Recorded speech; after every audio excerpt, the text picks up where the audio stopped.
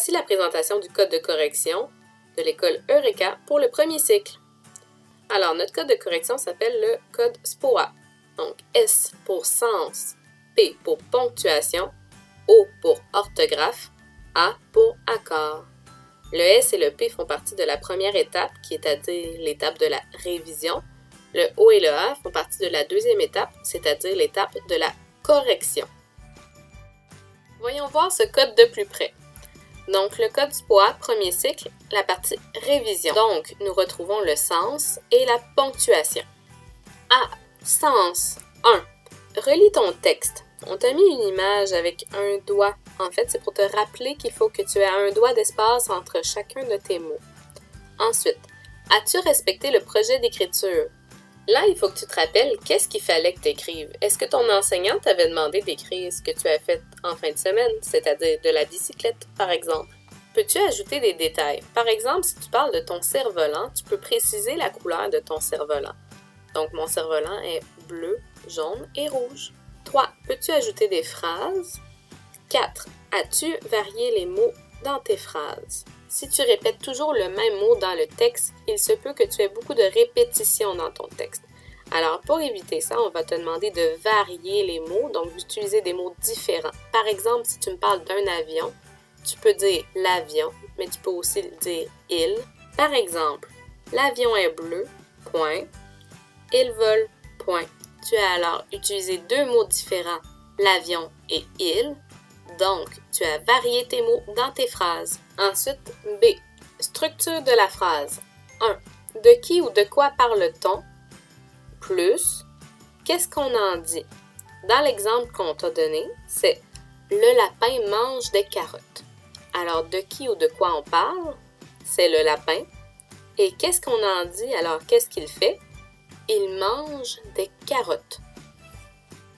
Dans chacune de tes phrases, tu dois absolument avoir ces deux éléments. Alors, de qui ou de quoi on parle et qu'est-ce qu'on en dit? Alors, qu'est-ce qu'il fait? 2. Ajoute des détails.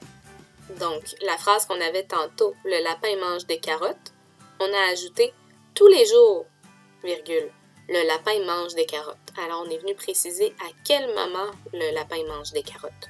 Ensuite, on passe au point ponctuation. 1. Majuscule plus point.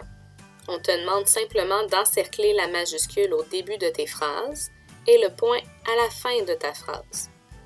Maintenant, la partie correction, donc la partie orthographe et accord. 1.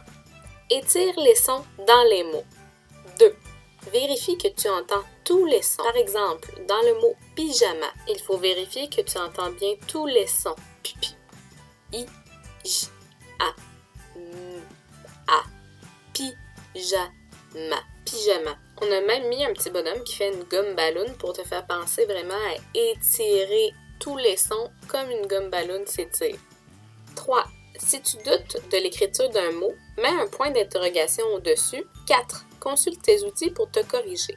N'hésite surtout pas à douter de l'écriture de tes mots. C'est bien important. Après avoir consulté tes outils, tu peux corriger le mot et effacer ton point d'interrogation et mettre un cœur au-dessus des mots que tu as vérifié l'orthographe. La partie accord maintenant. Donc, la première partie, celle qui concerne les premières et les deuxièmes années. 1. Mets un point au-dessus des noms communs.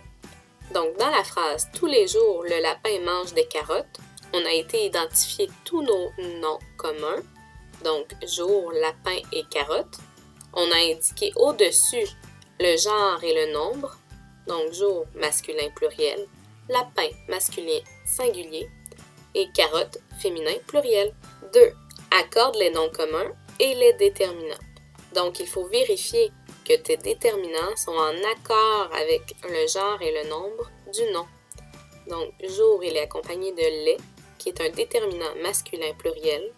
Lapin est accompagné de le, qui est un déterminant masculin singulier comme le nom. Et carotte est accompagné du déterminant des, qui est féminin pluriel, comme carotte. Maintenant, la partie qui concerne plus les deuxièmes années, accorde les adjectifs avec les noms communs. Il se peut que tu aies des adjectifs dans la phrase, et si on en a ajouté un, tous les jours, le lapin mange des petites carottes. Alors, il faut vérifier que le mot petite, qui est un adjectif, soit en accord avec le genre et le nombre du nom. Donc, petite, féminin pluriel, comme son nom, carotte. Alors, il est en accord avec son nom.